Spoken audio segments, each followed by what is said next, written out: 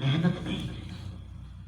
آپ نے ان کے کپڑوں کی فکر کی، جوتوں کی فکر کی، کھانے کی فکر کی، حالانکہ یہ محنت دوسرے درجے کی محنت ہے، اول درجے کی نہیں ہے. ماں باپ کا جو کام ہے اول درجے کا، وہ کیسے پتہ چلتا ہے؟ جب ماں باپ مر جاتے ہیں، بچے چھوٹے ہوتے ہیں، یتیم ہوتے ہیں، وہ پلتے ہیں، بڑھتے ہیں، جوان ہوتے ہیں، چلتے چلتے 40-50 سال کی عمر میں آ جاتے ہیں. ان سے کبھی بات کرو تو ان کا دل یہ کہتا ہے کہ ہائے کاش میرے ماں باپ زندہ ہوتے. اگر وہ زندہ ہوتے تو آج رنگی کچھ اور ہوتا، لیکن میرے ماں باپ بچپن میں تھا میں جب وہ مر گئے. یہ کیوں رو رہا ہے؟ یہ بچہ کیوں رو رہا ہے؟ اس لیے رو رہا ہے کہ کپڑے نہیں ملے، کھانا نہیں ملا، جوتے نہیں ملے، اس لیے رو رہا ہے؟ نہیں. باپ کے مرنے کے بعد بھی بچوں کو کپڑے ملتے ہیں، ماں باپ کے مرنے کے بعد بھی بچوں کو جوتے ملتے ہیں، کھانا بھی ملتا ہے، اور کتنی ہی مرتبہ تو ماں باپ کے مرنے کے بعد اور اچھا ملتا ہے. لوگ کہتے ہیں بھئی بچہ یتیم ہے، اس کا خیال رکھو. مدرسے والے بھی خاص خیال رکھتے ہیں بھئی یتیم بچہ ہے، اسے پریشانی نہ ہو. میں نے ہمارے ایک محتمم صاحب تھے، اللہ کو پیارے ہو گئے، میں ان کے پاس کبھی کبھی بیٹھتا تھا تو وہ داخلہ بڑا ادارہ داخلہ ہوتا تھا. بڑے اداروں میں داخلے کے بڑے قانون ہوتے ہیں، ایک دن لیٹ ہو جاؤ تو داخلہ نہیں کرتے. مگر وہ یہ کہتے تھے کہ کوئی بچہ اگر سالانہ امتحان سے 15 دن پہلے بھی آیا اور یتیم ہو تو میں منع نہیں کرتا، بھئی اس کا داخلہ فوراً کر لو، اس کا باپ نہیں ہے، اس کا کرو. یعنی یتیم بچوں کا خیال رکھا جاتا ہے، ماں باپ سے بھی زیادہ ہو جاتا ہے کبھی کبھی. تو کیوں رو رہا ہے بچہ؟ اس لیے رو رہا ہے کہ ماں باپ کا جو کام تھا وہ نہیں ہو سکا. ماں باپ کا کام کیا ہوتا ہے؟ ماں باپ کا کام یہ ہوتا ہے کہ وہ اولاد کو بہترین تعلیم دے، تربیت کرے، ان کی فکر کرے، انہیں بنائے، انہیں سنوارے، انہیں سکھائے، انہیں سمجھائے. ان کا درد اوڑھ لیتے ہیں ماں باپ. آپ کسی غیر کے بچے کو پالو، آپ کا بچہ چوراہے پہ کھڑا ہو آوارہ لڑکوں کے ساتھ، وہ غیر کا بچہ، آپ اسے پال رہے ہیں تو آپ اسے سمجھائیں گے دیکھو وہاں مت کھڑے ہوا کرو، ٹھیک نہیں ہے تمہارا وہاں کھڑا ہو، ایسے لڑکوں کے ساتھ نہ رہا کرو. کہ اچھا جی. دوسرے دن دیکھا تو پھر وہ کھڑا ہے، پھر آپ اسے سمجھائیں گے. پھر تیسرے دن دیکھا پھر کھڑا ہے، پھر آپ اسے سمجھائیں گے. 2-4 بار سمجھا کر اس کہیں گے دیکھ بھائی ہم نے تجھے بہت سمجھا دیا، تو مانتا نہیں، اب تو جان تیرا کام جان، ہم نے تو تجھے سمجھا دیا. لیکن یہ ہاتھ اٹھا کر کھڑے ہو جاتے ہیں جو لوگ، یہی بات کیا اپنی اولادوں کے بارے میں بھی ہوتی ہے؟ نہیں. وہ لوگ جن کی عمریں 60 سال 70 سال 80 سال ہو رہی، بڈھے ہو گئے، کھوسٹ ہو گئے بالکل، اولادیں بھی جوان ہیں ان کی. 80 سال والے آدمی کی اولاد 50 سال کی ہے، 60 سال کی ہے جی. لیکن بڑے میاں کو اب بھی اتنی فکر ہے، اگر اولادیں سفید داڑیاں ہونی شروع ہو گئی تب بھی ان سے غلطی ہو رہی تو بڑے میاں پہ کہاں دیکھ رہا تو کیا کر رہا ہے تو بازے بڑے میاں تو ریپٹ مار دے 60 سال کے بھی ہو گئے. میری ماں تھی 100 سال کے قریب ہوئی، ان کا انتقال ہوا 2 سال ہو گئے. میرے بڑے بھائی کی عمر 75 سال ہے، میرے بڑے بھائی کی ابھی بھی 2 سال پہلے انہیں ریپٹ مارتی تھی. میری ماں، بڑے بھائی میرے 75 سال کے، ابھی بھی میرے سامنے ان کی بیٹیوں کے سامنے، ان کی پوتوں کے سامنے، ان کی پوتی ریپٹ کہاں دیکھ رہا تھا، ادھر دیکھ، اور وہ بیچارے سر جھکا کے.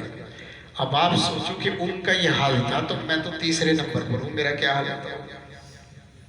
سوچیے ابھی بھی ایسی انہیں فکر ہوتی ہے، انہیں فکر ہوتی ہے غلط نہ ہو جائیں، غلط نہ بولیں، غلط نہ کریں. اور جب تک بچے غلطی کو نہ چھوڑ دیں ماں باپ ٹھنڈے نہیں بیٹھتے، اتنی فکر ہوتی ہے ماں باپ کو. یہ کام ہے ماں باپ کا. آج جو شادیوں کے بعد سر پٹول ہو رہی ہے، ماں باپ کی بے عزتیاں ہو رہی ہیں، خاندان ٹوٹ رہے ہیں، بچے ہمارے ہاتھ سے نکل رہے ہیں، بہو ہمارا سنتی نہیں ہے، تو غلطی تو کہیں ہے، کہیں تو غلطی ہے، کہیں تو کمی ہوئی ہے، کہیں تو نقصان ہوا ہے جہاں ہم نے فکر نہیں کیا. کہاں غلطی ہوئی؟ غلطی یہ ہوئی کہ ہم مسلمان تھے، مسلمان ہیں، اور مسلمانوں کا جو دھرم ہے، ان کا جو مذہب ہے، ساری دنیا کے مذہبوں کے مقابلے میں کمپلیٹ مذہب ہے، पूरा मजहब है, सच्चा मजहब है, पूरा मजहब है। पूरे मजहब का मतलब ये है मजहब इस्लाम ही तन्हा मजहब है जो सोने से लेकर उठने तक, उठने से लेकर सोने तक, बचपन से लेकर जवान होने तक, जवान होने से लेकर बुढ़ापे तक, बुढ़ापे से लेकर मरने तक, मरने से लेकर कब्र में जाने तक के कानून बनाकर बैठा हुआ है।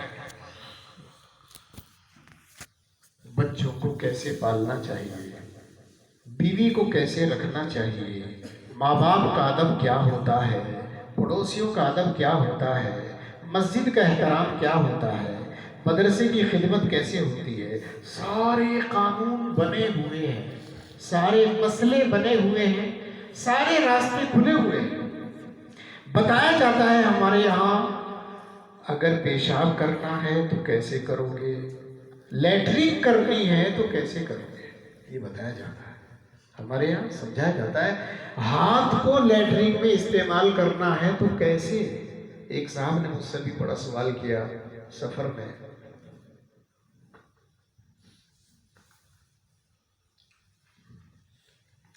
एक बहुत बड़े आदमी पैसे वाले हैं, उन्हें बड़ा नशा है पैसे का, तो हमसे भी मिले तो नशा उतर गया सारा। उन्होंने कहा जी मैं मदरसों में जाता हूँ, बड़ा गलत निज़ाम है मदरसों का। मैंने क्या हुआ, क्यों परेशान हो रहे हैं? कहने लगे मदरसों के बच्चों को देखा मैंने लैट्रिन में जा, बाहर निकले, हाथ धुले और रोटी खा ली जाके। तो मैंने कहा इसमें क्या बुराई हुई?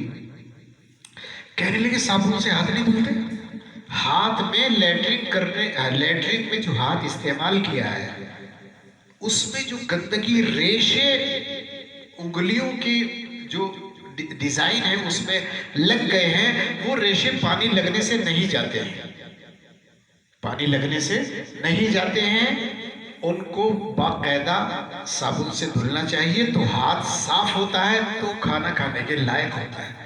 मैंने बड़े बड़े मदरसों में देखा है कहीं भी लैट्रिन से निकलने के बाद वाश बेसिन से साबुन नहीं है। बड़े बड़े मौलवी भी ऐसा ही करते हैं, बस इधर लैट्रिन में से निकले हाथ धुला रोटी में बैठ जा। मैंने कहा भाई आपको मसले मसाइल नहीं पता है, किताबें पढ़ो, शरे विकाया में लिखा है, किताबें पढ़ो, शरे विकाया में लिखा है इस्तिंजा कैसे करना चाहिए।